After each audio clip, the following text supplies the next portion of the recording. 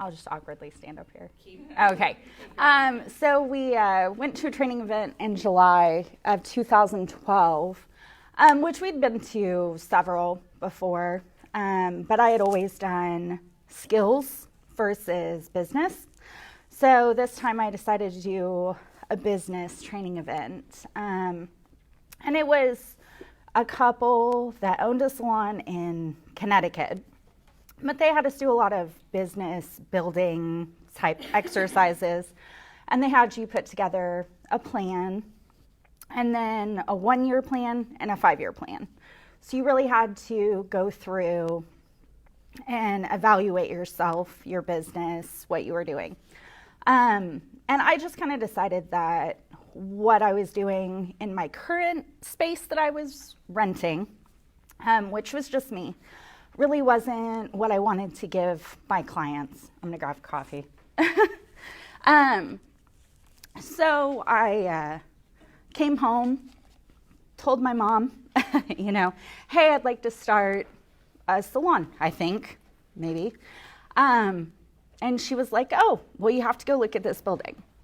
I was like, all right. So we go and we look at the building, and we sign a lease, 5 years, really long time. Really long time. I didn't know at the time that it was a long time, but it's a long time. And it didn't seem like it was too much money. I came from Tulsa, so, it was pretty equal to the pricing there.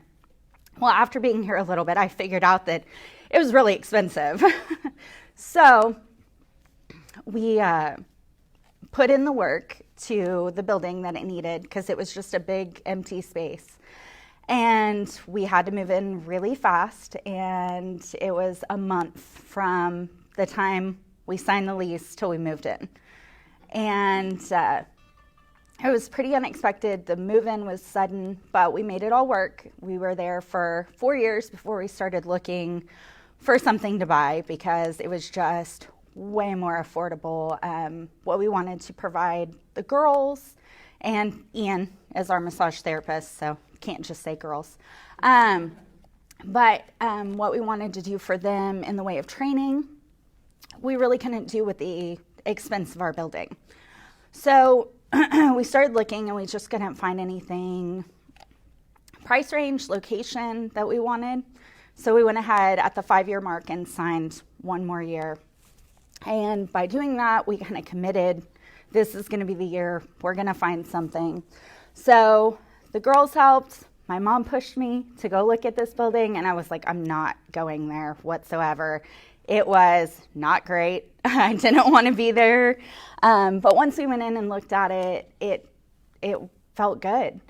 So we, June of last year, 2018, we went into negotiations, negotiated for about a week.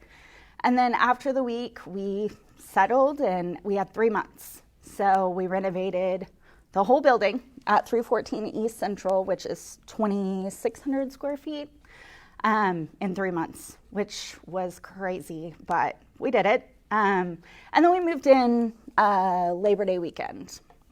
So it was really quick. Our girls and Ian, everybody helped. I mean, drywall, mudded, taped. If you can cut hair, you can mud a wall. It happened. So we did it, and we've been there a little over a year, and it's been so good for business. Downtown is such a cute little community, so they've received us really well. I get so emotional. We've doubled business in the year that we've been there. I pulled, construction loans are fun, if you didn't know. So when we did the finalization on the loan, I had to pull 6 months of reports to kind of finalize everything. And when I did, I realized how much it had grown. So because I was so fluent in all the reports because of purchasing and doing all that stuff, I was able to kind of put them side by side. And at 6 months in the new location, we had already overgrown the prior year. So it was really impressive. But I was like, I don't know. 2 years into the business, we were doing really well at the old location. So we decided to start this is close to my heart, so I'm like, we started an organization called Elves for the Elderly. I don't know why I'm crying. Give me a minute. I'm struggling, okay? It's early. My emotions are not in check. So we started this. Oh, gee, thanks. Plus, I had LASIK last week, so, that doesn't help. But anyways, we started this, and we do gift bags for all the nursing homes in Kay County. Started off really small, just Ponca, and like a chapstick, a tissue, crossword puzzle kind of thing. And we did this because Paul Mitchell kind of encourages you to give back. So we kind of adopted the whole, if you're doing well, you should do well for others. They have a slogan called "Giving Back is the New Black." So we kind of do that. So it's grown. This is our 5th year. And it's every nursing home in Kay County. They are big gifts now. Blankets, pajamas, things like that. Anyways, so we do this. We put all the packages together, and then it used to just be our son and like one friend. And now it's like 20 kids, and they deliver all the packages. Everybody loves it. It's great.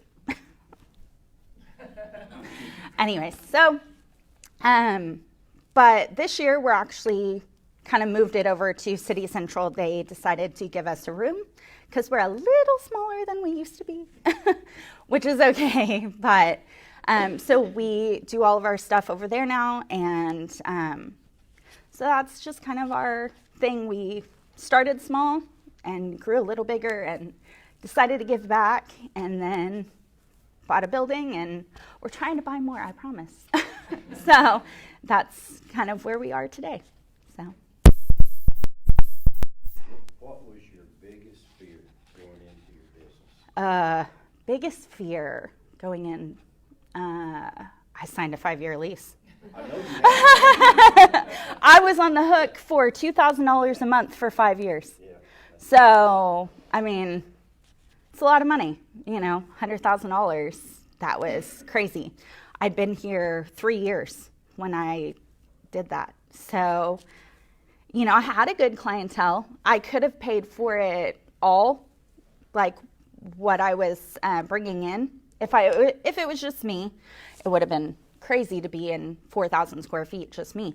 But if I had to, I could have done it. But maybe we weren't eating that month. Maybe I was going to have to sell the dog, So I think that was my biggest fear, was the cost. But I kind of negotiated in our first lease so that it started, the rent started lower. By year 3, I was paying $2,500 a month. And then in year 5, it dropped back down. So I had negotiated the contract a little bit to give myself a little wiggle room in the beginning. But yeah, that was my biggest fear, was owing someone $100,000 on a building that I wasn't even in. So, Annette? So what do you attribute to when you moved your growth that was so quick? Downtown. I mean, we were embraced. Vortex. I mean, we didn't have a bathroom down there for 3 months. I mean, we had to tear out everything. So we got to know them very well. Even when they weren't open, they would still let us use the restroom or wash our hands or whatever. There were days we were covered in insulation and stuff like that. So networking downtown, just getting to know people. I think that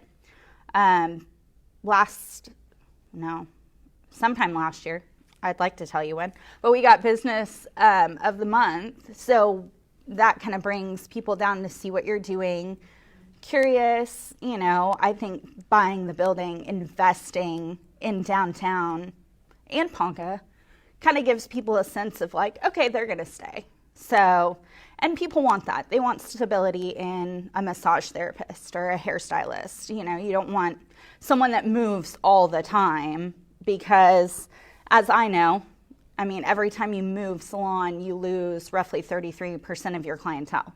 They either lose your phone number and they go to your old location, you're not there. So we were kind of fearful about moving to downtown just on the fact that we weren't going to be in that building, and our lease was up 15 days after we moved. So they did leave our signs up for a little bit, but man, that lettering got scraped down that next day. So it was kind of like the people that were used to walking in and us always being there, we kind of had to reach out to them and do those things. So maybe we marketed ourselves a little more, just trying to get the word out there that we had moved. Anybody else? How many stylists do you I have a massage therapist, and then we have 3 other stylists besides myself, and 2 of the girls are certified lash technicians, so they do hair and lashes. But I'm pretty selective as far as who I take into the salon, because whenever you come into the salon, you go through a year of assisting, and that teaches you everything from how to speak to clients, how to answer the phone, how to do, just the basic things that maybe you pick up bad habits along the way, and so we kind of press them out of you. But I mean, all 3 of the stylists that we have all came from here. So a lot of training? we do a lot of training. We train internationally. We train here. We're in Hawaii in January. We go back in January. And we were in Vegas last summer. 2 years ago, we went to Italy for training. 4 years ago, I went to Spain. So there's some big training events, and then we have a lot of in-salon training too. So we have educators from all around the states that come and they do a class on cutting or hair color or business in general. So those things are really good. Yeah. Brittany. Did you always think you were going to be like a hairstylist? God, no. What were you going to be when you grew up? An accountant. I went to accounting school, and I went to my mom and said, I don't like this. She said, but you're good at it. And I said, yeah, but I hate it. And my grandma wanted me to be a doctor or a lawyer, something that made some money. She was thoroughly disappointed when I told her I was going to be a hairstylist until I did her hair for free the first time. Then she was okay with it. I think she's warmed up to it now. It's been 16 years. So I think she's all right with it. No, I had a friend. She had a bad experience in a salon. I was 17. I just moved out of my parents' house. And I was like, oh, we can go to Sally's. We can fix this. So I got something and some foil and foiled her head and fixed it. Looked pretty good. And I was like, I could do this. So I told my mom, and I enrolled in school. And it was a really good choice. I would say so. Yeah, it's worked out pretty well. So what are you most proud of? I honestly don't know. You're not a quitter. That's for sure. I would say Elves for the Elderly. Our organization, just putting it all together, it's a lot. Don't get me wrong. It is a lot. Anybody who runs a full charity, hat off. So ours is just October to December, and it is a lot. But I would say that probably helps the most. So definitely the most proud of that. Tell your question. Thanks. I thought I had gotten away from it. You just brought me right back. Anybody else? Well, you're going to need that accounting in business, so there's a lot of people I've talked to that do not have that skill. So that's a good skill for your business. You know, it helped me a little, but I definitely have a great accountant. He's been doing my taxes since I was 16. He is well versed in salon business these days. I've actually sent a fair amount of business to him because he adapts so well. But he does a lot of my stuff. I mean, I can do like the dummy work, and that's about it. But accounting's changed a lot in just as many years as I've been doing hair. So I mean, I guess the terminology is somewhat the same. So, speaking of counting, is your business structure similar to all other salons where like it's just booth? No, we, in order to run the way that we do, we are commission. So the girls are on a sliding scale. Ian's different. Massage therapists, there's no reason for them to be anything but booth rent. They have a space, they have oil. That's it. So the cost is way down on that one. That's all skill.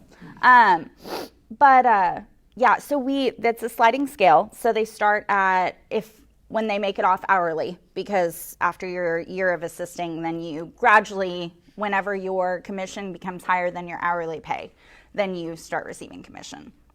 And then you also get commission off products sold. So 40% is like the bottom. And then as you bring in more business, your commission goes up on a sliding scale. So the more you do, the more money you make. And that's the only thing that we offer. And the reason that we do that is so that we can be picky about who's in the salon, and then also so we can provide the education for them. We just had one girl get certified in lash extensions, so we pay for 50% of the training. So when you're talking about a $3,000 training and the salon paying $1,500, it definitely offsets anything else that they could possibly make extra in booth rent. But the difference between booth rent and commission is that with booth rent, you have your booth rent that you have to pay. You also have thousands of dollars in product that you have to purchase in order to give your clients what they're wanting on that particular day. So we have a fully stocked color bar with everything that they could possibly need. We have a lash station where the girls can go. It's always stocked with lashes and everything they need to do lash extensions. So nobody ever wants for anything. We have a towel service. We don't do laundry in the salon because I hate laundry. So it's definitely worth it on the commission side of things. I just put it together the way I would like if I wasn't the boss and I didn't have to write the checks, how I would like to go to work and somebody else take care of everything for me and then just get my paycheck and go home and not have to worry about all the other things that you have to worry about when you run a business. So like the trainings, is they in Hawaii and stuff, are those matched or is that? A lot of times we pay for them with, Paul Mitchell gives us points.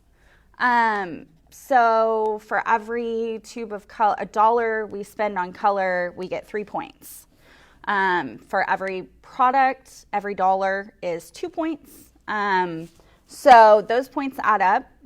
So we go to Hawaii in January and I paid for mine and one of the other girls' tickets. Vegas, my ticket's taken care of, but the other girls, I'm going to take care of theirs with the points that will accrue just from here to there. So it is really nice because when I say Paul Mitchell backs us, they do all they can. So we get plus, so products sold on Amazon, most people don't see credit for those from other retailers. Paul Mitchell gives us anything that's sold in our area, or if they put in our salon information, we get a 20% commission off of that, and then we also get the points off of it. So like every quarter we get an Amazon bonus. So it could be 10 points, it could be 20,000 points. So it really just depends on who's buying what in our area. And then if it's bought off the site, then it's just the commission. But they give us a large amount of points. I mean, we wouldn't be able to do, so, I mean, we would be able to, it just costs money, if we didn't have the points. So we've paid for a good amount of stuff actually and then we can also get on, they have like a online mall. So a year, maybe a little less than that, I bought all the girls like sweats from the charity organizations. So they have like the doves and everything. So, and new carving combs, cutting tools, and things like that. So I'll do like rewards. If we don't have a training event, sometime within 6 months, I'll get on and spend all the points and give the staff everything that we get. Or I'll get sample products for clients, and then we just give those away like crazy. So, I mean, this last order that we made, we ordered 20 bottles of, it's an oil called marula. And when they sent it to us, they sent us 420 for no money. So we just give those out now. That's pretty much, you walk in the salon, you get a bottle of marula, and that's what happens. So, but those are the kind of perks that we get from being associated with them. So it's nice. Do you have a waiting list for stylists that want to come to your show? We've had a few people shadow. We only take one person per year. That way they get what they need while they're assisting. And everybody has individual time with them. So Jalen came off of her assistant just a couple months ago. And so we are talking to people. We have a couple people that have shadowed, and I probably should go talk to Kayla when I get done here. But yeah, so we are looking for a new person. So anybody else? First off, I want to say congratulations on having your own business. Oh. I want to thank you for doing that in Ponca City. I always admire people that bet on themselves like you have. But in my mind, there's a leap between being a great stylist and running your own salon. And that's, Yeah. Doubling down on that bet on yourself. At what moment in time did you say, I want to go just from being an artist and doing what you do to actually running the business and doing what you do? Well, I really didn't want to. That was not my goal. I was perfectly fine in the sense.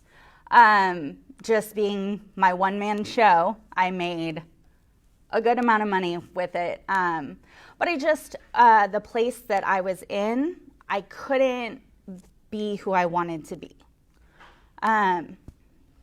It was not a unit. Everybody was just in their own area. They were just there. You didn't know if people were there, even if they were. So I came from a place in Tulsa where even though I was booth rent, we were more like a family. So if my client walked in, other people would say, hi.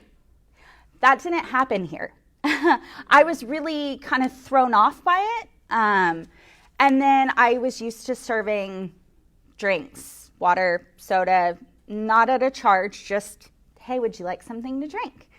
And that also was very foreign to the place where I was in, that they installed a soda machine. So I had to keep change in my room so that I could go get my guests a soda. So I really just wanted to have a place where I could feel comfortable, not just myself, but other people. And I had worked at 4 salons in 3 years. And I just wasn't really finding that connection with anyone. So I thought, maybe if I open a place, then I can find people that are like-minded. And so when I decided to, I reached out to Ian, who was my massage therapist at a previous salon, and said, you wanna, come on. And he wasn't in a great spot at the time either, so he was like, all right, I'm in. And he knew Megan, and she has been with us since we started. So really, our family has helped me be who I need to be to make this work, but definitely not what I wanted. I wanted to just kind of stay in my own little corner and be myself, but it was what needed to happen. And it's really her fault. It's really her fault. I'm standing here and this is her fault. So, yeah. Yeah, her fault. Anybody else? What can the community do to help your business? Oh, keep doing what you're doing. Come in, see us. If you want to take a tour, ask some questions, meet the staff, talk about us. It's the best thing. Oh, if you'd like to give back, we will definitely take your stuff or your money. We need shampoo, body wash, crosswords. Macy hooked me up with pins. Awesome. Family Vision Care is doing like eye wipes and spray. So we just try and get the other businesses involved. So if you have any ideas, I will take them. You mean like the trial shampoos and things like that? Or Yeah, you want all of it. Okay. All of it. We do, Dollar Tree has like loofahs in a 4-pack. I go and buy them all. I look like a crazy person. People ask if washcloths work. They really don't because they have to be laundered. So once they leave them, they are not making it back. So we want things that can stay with them. A lot of times, since this is our 5th year, we have seen a lot of these people maybe 2 or 3 years in a row, and they get so excited. Chapstick, Kleenex, it's crazy. You just really don't understand the difference. So body wash versus bar of soap, lotions, different things like that. So we pretty much, Census is supplying the bags, which saves me a lot of money on nothing. So I don't have to buy brown bags or gift sacks or anything like that. So we get to do more things. So if you would like to help, I will be more than happy to tell you how. How do we get a hold of you electronically? Meaning, do you have a website or what are your contacts on social media? We have a Facebook page, so Anderson and Company Salon and Spa, and then we have a website, and it's andersoncosalonandspa.com. And then if you're on Instagram and you want to see some of the stuff, it's just #AndersonCoSalon. So I was like, email Anderson_salon@yahoo.com. So I'm pretty basic. But yeah, and you can always call, or there's at least 5 people in this room that have my number. So anyone else? How many of the elf sacks do you do? Well, it started off and it was like $250, and now it's like $500. Wow, you need volunteers to put Um, it together? We will take volunteers. I tend to gravitate more towards children. The old people like them better. They like to love on them and hug on them and kiss on them. And we've kind of trained my son and his friends over the last 5 years that they just let it happen. And then I usually take them for ice cream afterwards. And they're like, can we do this again next year? And I'm like, yeah. So, yeah, we'll take volunteers, especially since we're kind of in a new area being at City Central. So we have more room to be able to have people, and we have tables. That helps. So we'll kind of do it like a conveyor belt and put it together. We're going to deliver probably the Thursday, Friday, Saturday before Christmas. So we'll take whatever help anybody wants to give in any form you want to give it. So anything else? All right, I'm out of here.